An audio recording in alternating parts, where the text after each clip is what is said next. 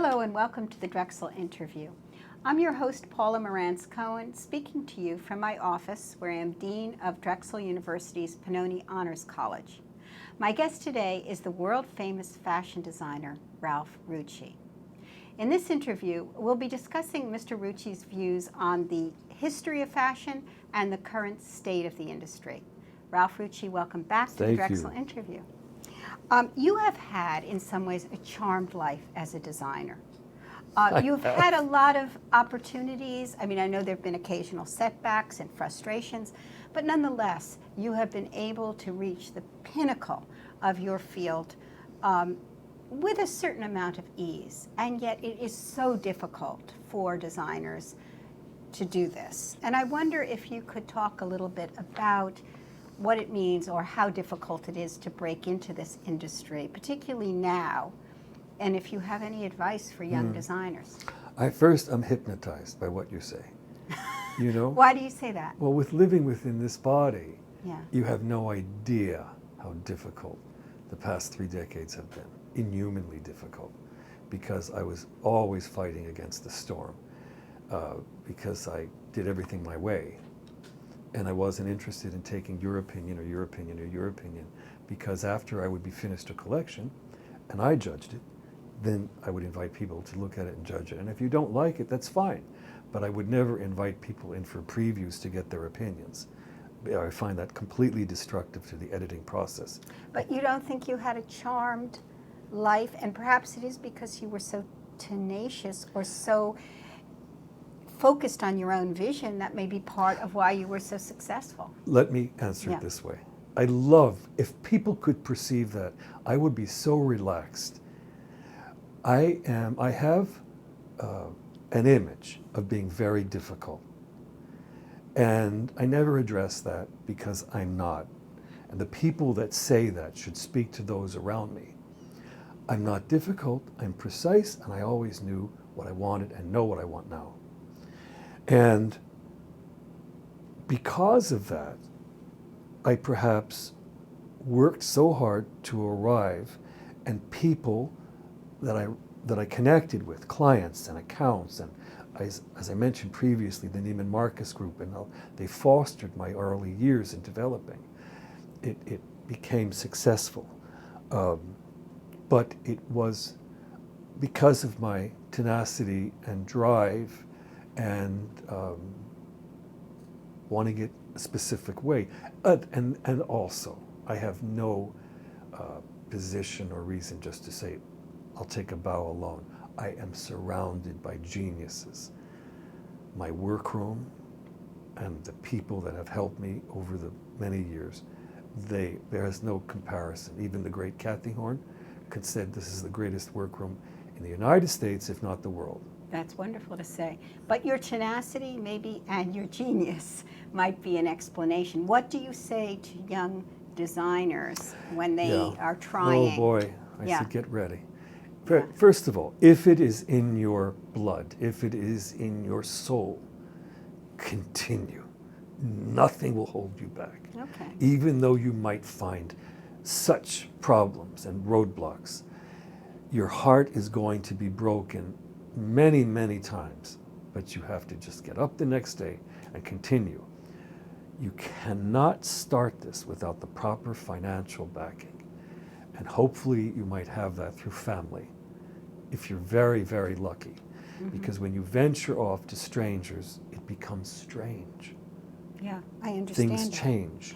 But you cannot do it without having at least a year and a half worth of money in the bank and some great people next to you while you're looking at the aesthetic side, the artistic side. Well, talking about the aesthetic side, I mean, we have spoken before about fashion as art. Your own background is strongly in art. You are an artist. You are influenced by many great artists. And yet it's interesting that fashion, perhaps not up until recently, this has changed, has been seen apart from art. And I wonder if you could address that. It's been seen in some ways as frivolous, as indulgent, as perhaps because it's connected to women, and women's role has been secondary in society. It's a very interesting and complicated relationship. Could you talk to the idea of fashion as art and fashion as frivolity, as it is sometimes seen, and perhaps the expense of it too? The fact that we've discussed this too, that it's great fashion is very expensive, and it's not available to everyone. Yeah. Well, first, it is not the fashion that is art. It's the couturier. It's the fashion designer that creates the fashion that's art. That's art. You see, he has to begin, or she has to begin, with an artistic point of view, and it has to be an original point of view. And that's what sets it apart. And we could name certain people that fill that category. I really don't pay attention or participate in the frivolity because I don't take it seriously. I don't consider it in the realm of style. It's just fashion, and it's disposable, and it's disposable. It's disposable, and many people... What do you mean by that? That's a very strong word. The great John Fairchild would say something a bit off color, and he would say, it's disposable, fashion is not serious, it goes in one side and comes out the other. He actually would say that. But what about fashion as classic expression that will live, that can be worn, that can be passed on? Who produces that? Because the young people don't want classic to be passed on. And it doesn't, you know what? It doesn't even matter what age the client is. No one wants anything that looks like it had been. Everyone wants something that looks extraordinary, and she feels seductive. Everyone wants to be seduced and be seductive. But that has to be new? Why can't it be something You're right. old? A pareo is old, but to make it look new. A great white shirt, to me, is the most beautiful, sexy thing on a man and a woman. But getting back to the big point, I don't really participate and I don't pay attention to fashion that's frivolous. Now that's different because that's different from disposable. Yeah, and fashion that's simple and great, like Levi Strauss, is perfection. It's couture. And because the 501 jean and a great white shirt and a great T-shirt is perfection. If you try to compete with them, you won't win. That's interesting. So Levi's, is there another ready-to-wear sort of store or designer that you see as having that quality? Besides? That's a big question. I know it is. I want to know what you what price point do you want to talk about? I want to talk about the price point we had been discussing before, where a T-shirt would cost $25 to $50. Right. From my observations, I'll say to a person, a young woman or a woman that works with me, you look great. Where did you get that? Who are you wearing? Zara. I hear this consistently. I don't know who designs there. I'm sure it's a big design team, but they consistently select what's important and do it at a great price point. That's the top of my head. I think they are terrific. I just mentioned the iconic 501 jean. I think everyone looks good in that. And what do you think of J. Crew, Banana Republic, those sorts of pieces? I think they're decorative. Okay. I think if you're going to go into that realm, do Levi Strauss. Okay. And also, I must say, I'm not that educated. I can't give you a great educated opinion because I don't know much about that. That's not to say I don't wear clothes like that. I wear uniforms, white, black, or regular 501 jeans, white shirts that I have custom made, T-shirts, and then either my workrooms make me black suits, either a mandarin collar or lapel, and that's it. I wanted to talk a little bit about the fashion industry and its movement. I mean, we do think of the origin of fashion as Paris. Then we think of New York. And now I'm told Milan. Now, do you hold to this shift, or do you think it's artificial and not accurate? Well, I don't think it's accurate. Okay. I think it has always been Paris first, and it still is. Paris will always be the capital, the central part of fashion. And why is that? The number of design houses, the industry is still enormous. You have people, workers, that go literally to Paris from all over the world to work, and everyone participates in the joy of fashion. Years ago, it was Paris, Milan, and New York always came last. New York came last. Always. Yeah. Now I think, this is just my opinion, you have Paris, New York, believe it or not, London, and Milan. London. The only thing I think that grounds Milano is Miuccia Prada. If she decides to show in either New York or Paris, it would really be off the map. But your greats like Prada, Gianni Versace, Giorgio Armani, and the great Gianfranco Ferré don't hold it anymore. Fendi is extraordinary, but I think Fendi shows in Milan. There are still many houses that show in Milan, but the quantity of houses, you don't have the quantity anymore for some reason. And you have the quantity in Paris. You sure do. Yeah, as much as in New York. You have people from Belgium, you have the Japanese that show in Paris, and the French, they're enormous. And you also have now some Americans who are showing in Paris. I'm going to change though, I'm saying, it's still, you know what? It's still Paris, Milan, New York, London. Yes. Okay. This is only my opinion. Looking back at the history of fashion, yeah.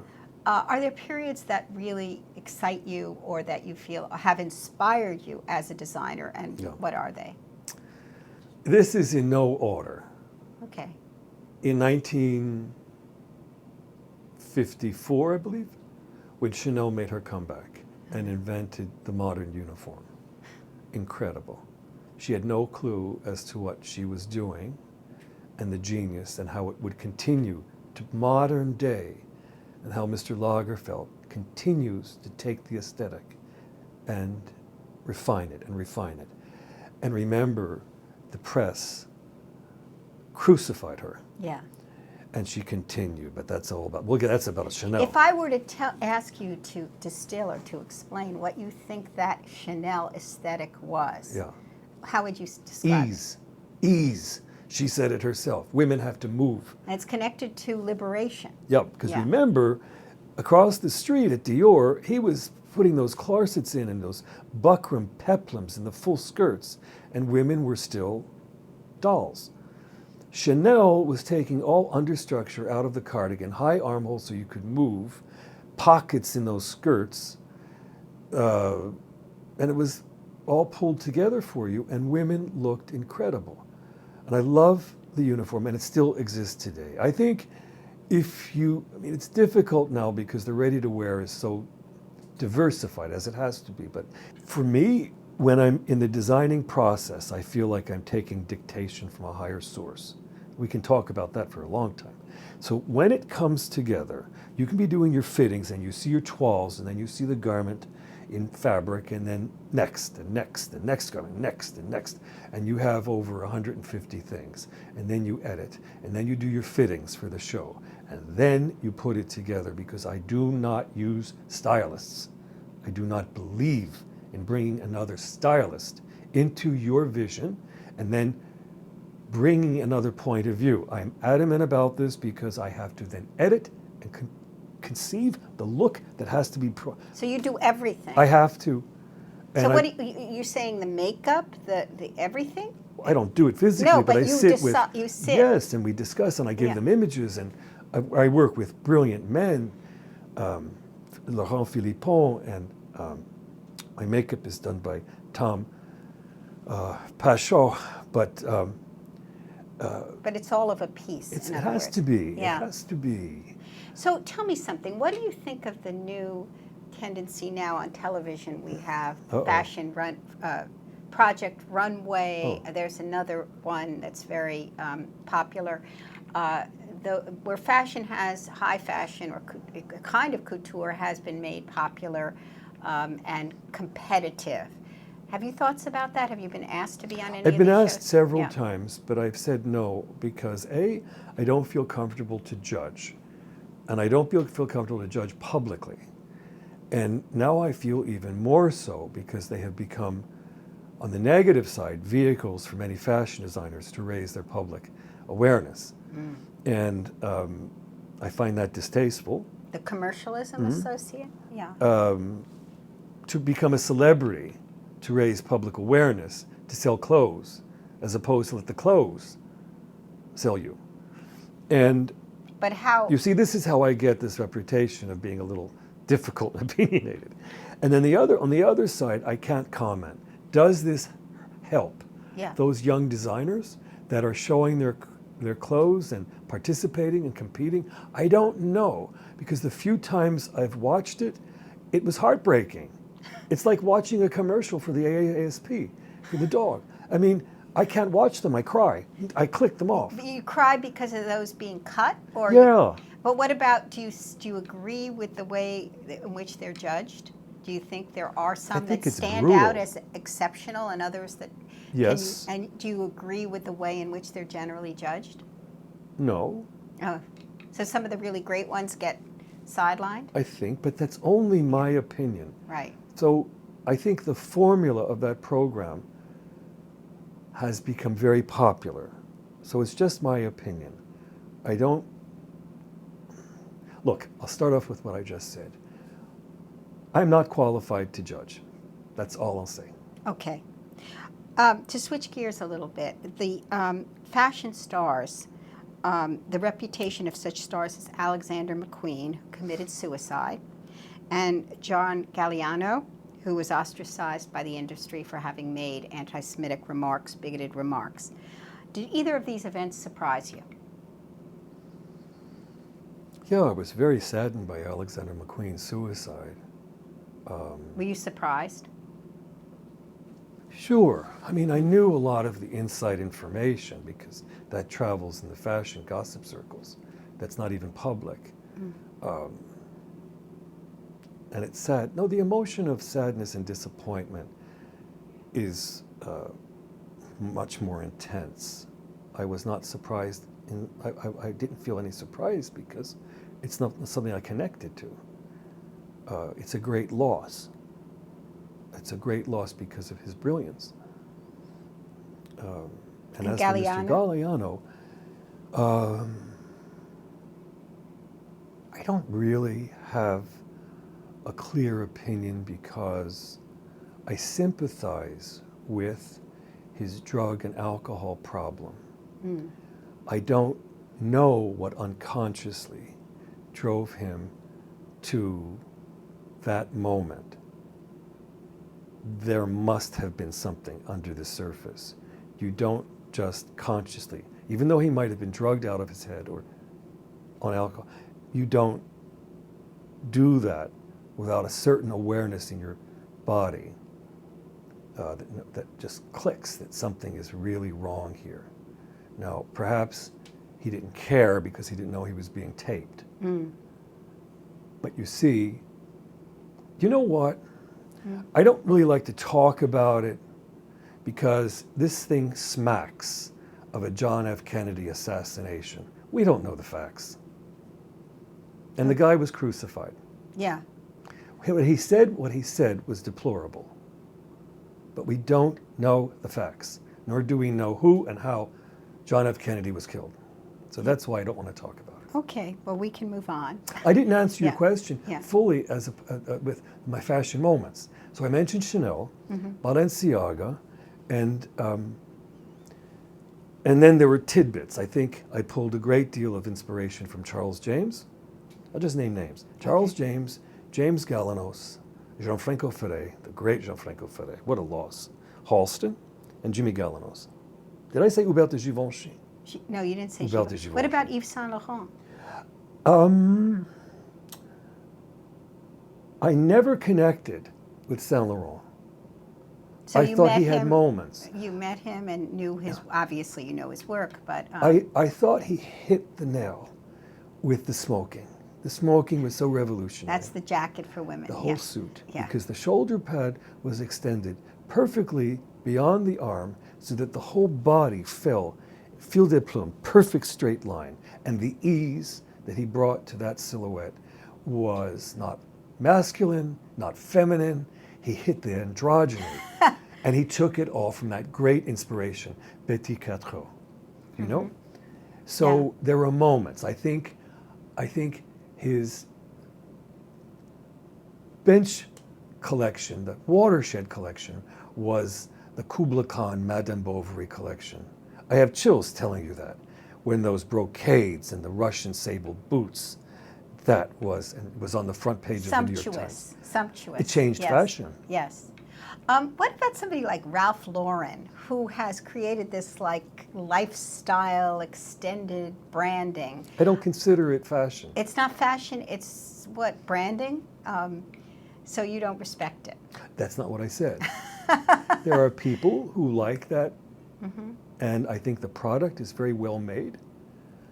You see, I am drawn to an aesthetic that has to do with the style, you know? And you're not going to find that in mass consumption the way you would find a Ralph Lauren. For example, I think a great American designer, I didn't mention, was Jeffrey Bean. And there was no way possible for a Mr. Bean to become mass consumption.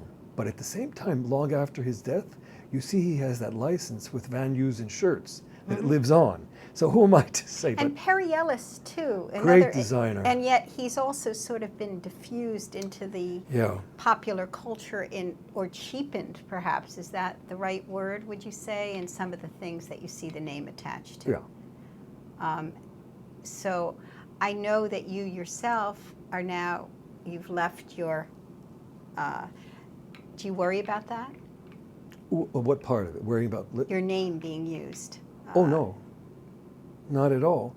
Because I'm proud to say, and I am clear with the fact, that a product doesn't really have the same, I have to choose my words, the product doesn't have the same relationship unless people know that I'm attached to it. And for all of those years that I put in, that's what foundation was placed into that name. So there could not be a Ralph Rucci label without a product without Ralph Rucci behind it. Okay. What do you think is good and bad about American fashion right now, if you were to survey the scene? Yeah. What do you like? What do you abhor? Well, I don't like the homogenization where a lot of the young designers are sort of directed into a point of view so that there's a couple of note messages, or they're directed into a point of view that relates to bigger names coming from Milan or Paris. And again, this is all under the direction of some press. I do like some of the original thinking work of some of these young people. I think this young man, Alexander Wang, I love what he is doing, and especially this sportswear feeling that he's bringing to fashion at very accessible prices. So you don't like anything homogenous, conformist, or no, of course not. Commercialized, you obviously. See, I grew up looking at fashion magazines that had, you knew when you turned this page you were looking at Halston, and you looked at this page and it was Bean, and then this was Bill Blass, and then Pauline Trégère. And the other great thing about all of these pages is they were ageless. We did not apply a stigma that they're too old. Now, we're almost out of time. No. I want to ask you, and I had asked you this in an earlier interview, now your personal life, whether you have a relationship, whether you've had one, what, now that you're a little more relaxed in terms of your career, what are you doing creatively, personally? Well, I'll address the relationship part. I've had significant relationships in my life. I use them as touchstones, unfortunately, comparing other people, men too. I don't have a relationship right now, but I am open and non-judgmental because it's not about the work. I've lost important relationships because I focused on the work too much. So you feel you've moved beyond the workaholism? Mm-hmm. And when I did have. something triggered in you? Did it come at a certain age? Yes, Was it no. about making it? Was it a... It came this past year when I had to leave Ralph Rucci. And it suddenly clicked. I mean, After you build and give yourself your life to 30 years, oh my God, and you think about your behavior. I spent 7 months just looking at myself. And now, as I begin to start Ralph Rucci again, I will not make the same mistakes, and I can have both and even more. Okay. Well, I want to thank you again, Oh, Ralph it's my Rucci. privilege. This I has love been such a pleasure, one of my favorite interviews. You're welcome. And I want to thank you for being with us today at the Drexel Interview.